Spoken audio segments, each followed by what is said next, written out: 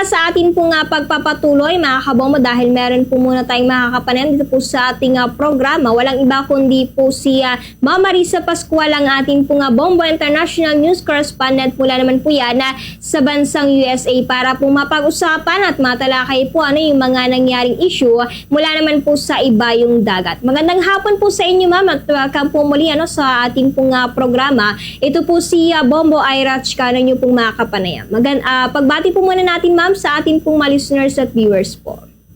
Magandang hapon sa inyong lahat. Magandang hapon sa iyo. First time to meet you.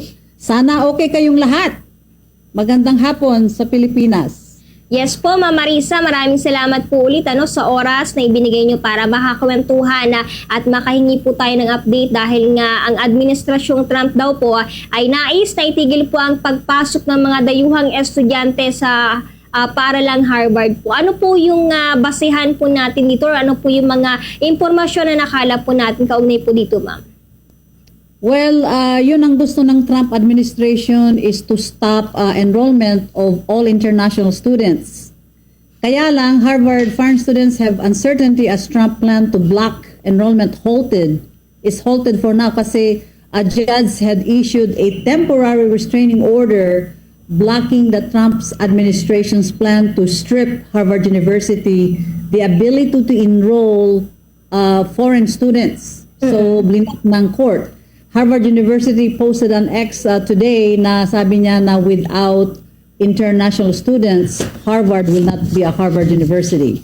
So itong U.S. District Judge Alison Borrow issued a temporary restraining order kanina. Short ruling issued today, Friday. So yung ruling na ito came after Harvard filed a lawsuit. The latest escalation between, it's a dispute between the White House and the America's most prestigious university. So ang university said that administration's decision on Thursday to bar international students was a blatant violation of the law and a violation of free speech rights. Ang sabi naman ng Trump administration says Harvard has not done enough to fight anti-Semitism and the change to hiring admission practices allegations that university has strongly denied. So nagkakaroon sila ng mga conflict on what is being done, but the biggest thing ngayon na Trump is doing this is the anti-Semitism. So he feels that Harvard is not doing strong enough to stop the demonstrations against Jews. So that is one of the big thing, lalo na nga kahapon, there were two people that were employees of the Israel embassy that were killed because of the same issue that Trump is having with, not only with Harvard University, but a lot of the universities, prestigious universities in the country. Okay po. Ma'am, matanong lamang po natin, paano po yung makasalukuyang naka-enroll po sa Harvard? Ano po yung nangyari sa mga ito, ma'am? So ayan ang maraming mga, they are scared right now.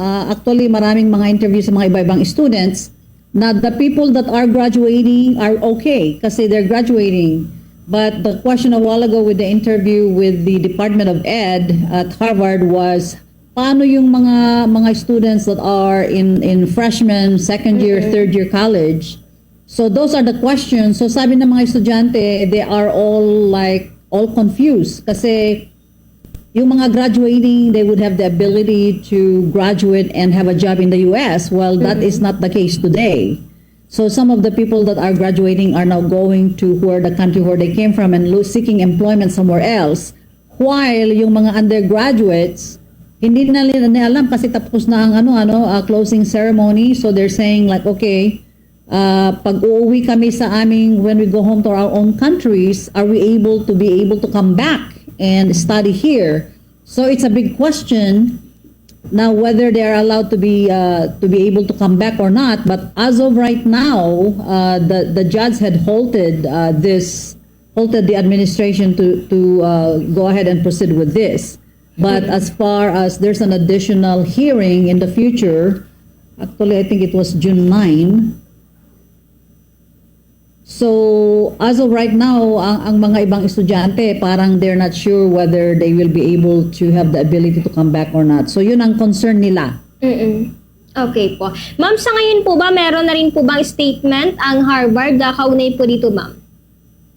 Well, they did. They will actually. I heard that a lot of the faculties, even the president, had taken a 20% pay cut, so that they will have the funding to be able to fight this in court. This is not the first time that Harvard University had situations where they have to fight in court, and they were saying that they're willing to go all the way to the Supreme Court to fight the Trump administration with this. Okay po. And ma'am, matanong po natin, bukod po ba sa Harvard, meron din po bang mga ibang paaralan na maapektuhan po nito, ma'am? Yes, Columbia University is another one. So, karamihan itong mga prestigious schools here in America are having this issue because, again, of the anti-Semitism. So, itong Harvard University is one of the biggest one kasi, they're Harvard. They have about 6,800 international students.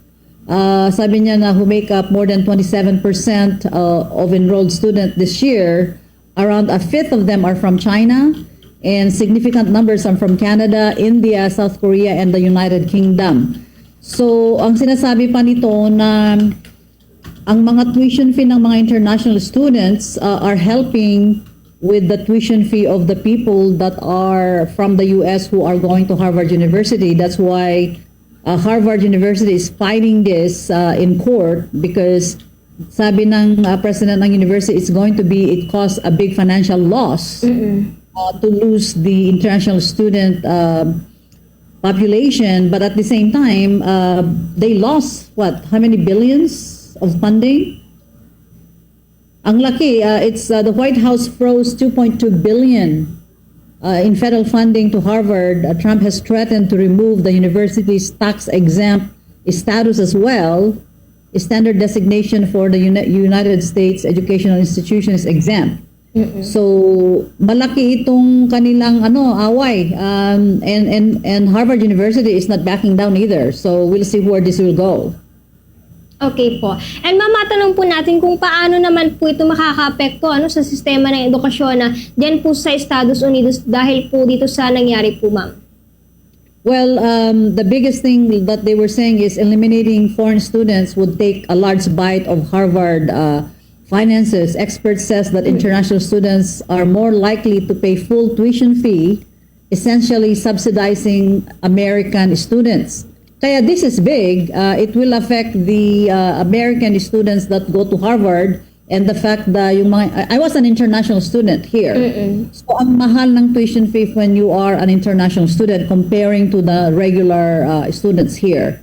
So that's why it says na kung they will eliminate international students from enrolling, it will take a big bite on their finances because it subsidizes American students that goes to school there. So that's one of the drawback.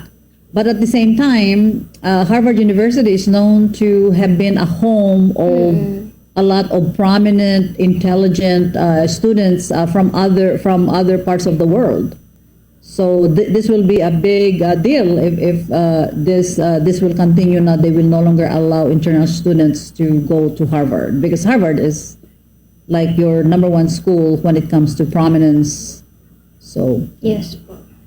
Okay. And ma'am, matanong natin, after po na lumabas itong statement mula po sa Trump administration, meron po ba tayong mga obserbasyon na nagsasagawa po ng protesta or kamusta naman po ito sa ngayon, ma'am?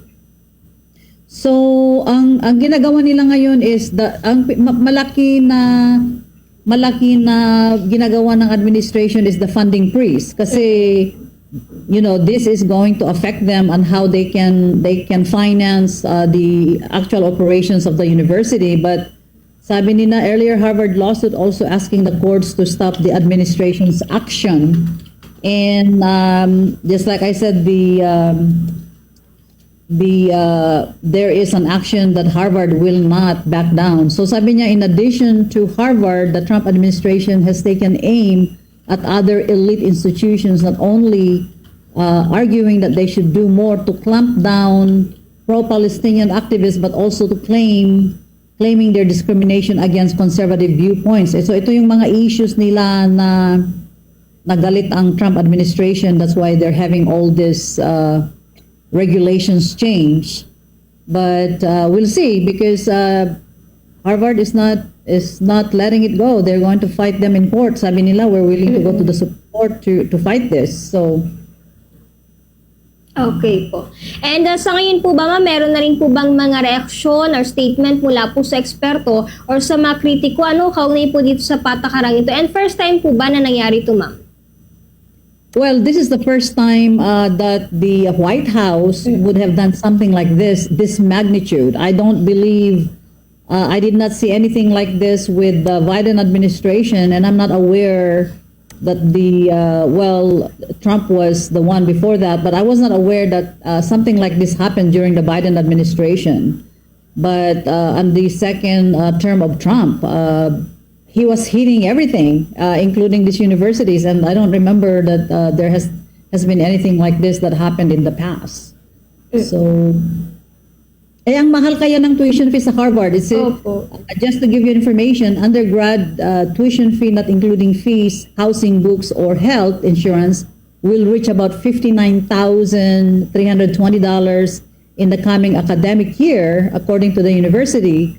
The total cost a year for Harvard before any financial aid is usually significant more than $100,000 a year. So napakamahal ang tuition fee doon.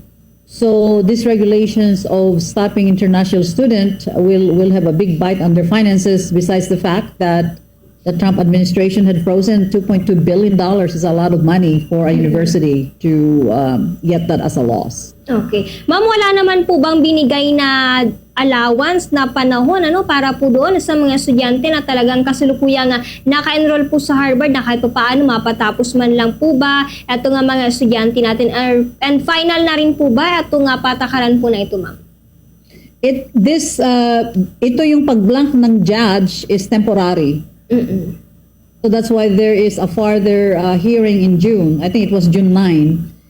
But that's why itong mga current student, the graduating people are fine kasi graduate na sila sa June.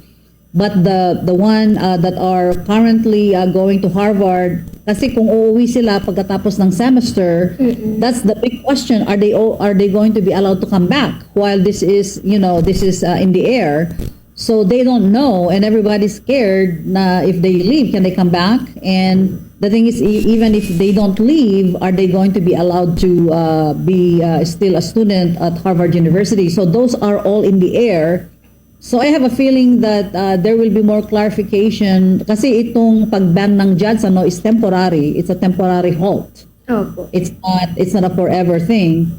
So we will know more with the succeeding hearing kung ano ang kanilang result. So the people that are in their freshman, sophomore, and third year college, it's unknown at this point whether they will still be able to go back to Harvard or not. But the graduating for sure, tapos na sila. So yun ang clarity kanina when I was listening to the interview.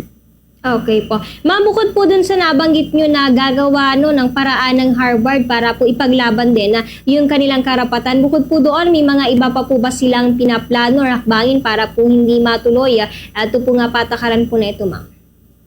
I think their only way would be to fight them in court because actually they're saying like a school like this don't have no power to be able to fight what the president wants to do, but they feel that this is a blatant violation of the law, and they feel that this is also not good with free speech. So they are willing to, and this is the only way that they can have this block is to go to court. And Harvard University is used to seeing someone like this in court, and just like what they said earlier, they are willing to go all the way to Supreme Court so that they can fight the Trump administration blocking the international enrollment going forward. Okay po. And ma'am, dun po sa mga nalabag na mga patakaran or panukala po ng Harvard, ano po ito, ma'am? The biggest thing is yung Trump was saying like they were not doing strong enough to stop anti-Semitism. At saka sabi niya na that the change its hiring admission practices, allegations that the university is strongly denied, Ayan ang mga allegations nila na Trump administration is thinking that they are not complying with what the White House had been giving them as what they're supposed to change. But Harvard University is not willing to let it go. They're willing to fight this all the way to Supreme Court. So, Okay po. Okay po, Ma'am Marisa, panghuli na lamang po, baka may makaragdagan pong mensahe o impormasyon na nais po nating maipabatid sa ating pong mga listeners at viewers. Go ahead po. well, I want to do a shout out kayo dyan sa Dagupan. Kumusta kayong lahat? Ang mga kaibigan ko, mga supporters dyan sa Isabela, kumusta kayong lahat? I hope you are having a great weekend. Kumusta kayong lahat? Okay po. Okay po, Ma'am Marisa, maraming salamat po muli at mag-iingat na lamang po kayo dyan, Ma'am. Thank you. It's a pleasure talking with you mula rito sa Portland, Oregon, USA. Ako si Bombo International News Correspondent Marissa Pascual. Para sa #1 most trusted radio network in the country, it's Bombo Radio Philippines. Basta Radio. Bombo.